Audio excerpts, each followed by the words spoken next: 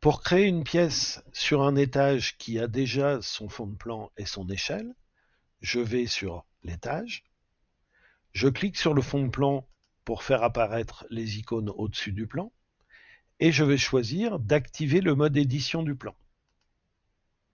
Je clique ensuite sur l'icône Ajouter une pièce, qui me permet d'avoir une mire avec une horizontalité et une verticalité, qui vont me permettre de placer correctement le premier sommet de ma pièce. Je clique. Pour la suite, j'ai la possibilité d'avoir un trait horizontal à 45 degrés ou vertical.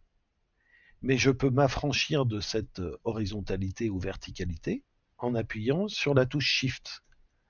Là, je libère complètement mon segment et je peux créer mon deuxième sommet n'importe où sur le plan. En l'occurrence, mon deuxième sommet est vertical, donc je relâche le Shift et je vais pouvoir, en zoomant et dézoomant, cliquer sur mon deuxième sommet. J'ai mes barres horizontales verticales pour m'aider, je clique sur le deuxième sommet. Maintenant, une surface commence à voir le jour, je vais pouvoir me déplacer pour cliquer sur mon troisième sommet.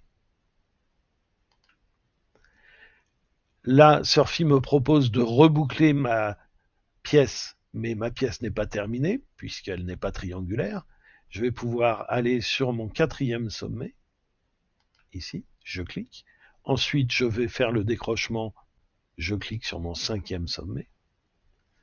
Et ensuite, ici, pour finir la pièce, je peux cliquer sur mon dernier sommet.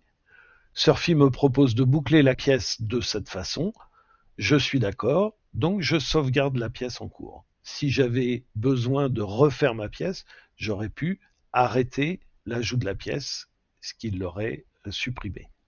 Là, je vais sauvegarder ma pièce, je clique dedans, j'ai une surface qui est déjà définie, et je vais pouvoir modifier ma pièce pour lui donner un nom, une capacité éventuellement, une organisation, une typologie de l'espace, un centre de coût, ainsi de suite, et tout un tas de qualifications qui vont être données par les différents calques d'analyse.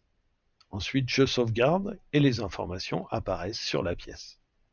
Il est important de donner au moins une qualification de pièce, qui est la typologie, qui va permettre de donner une qualification et surtout de donner une couleur à vos plans qui font que, après rafraîchissement, votre zone a pris la couleur de la typologie désignée.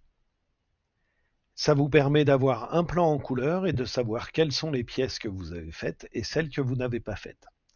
Si vous voulez voir le fond de plan à travers la couleur de Surfy, vous avez ici une goutte qui permet d'activer la transparence et de voir à travers Surfy les différents éléments composant le fond de plan, avec quand même la couleur de la typologie désignée.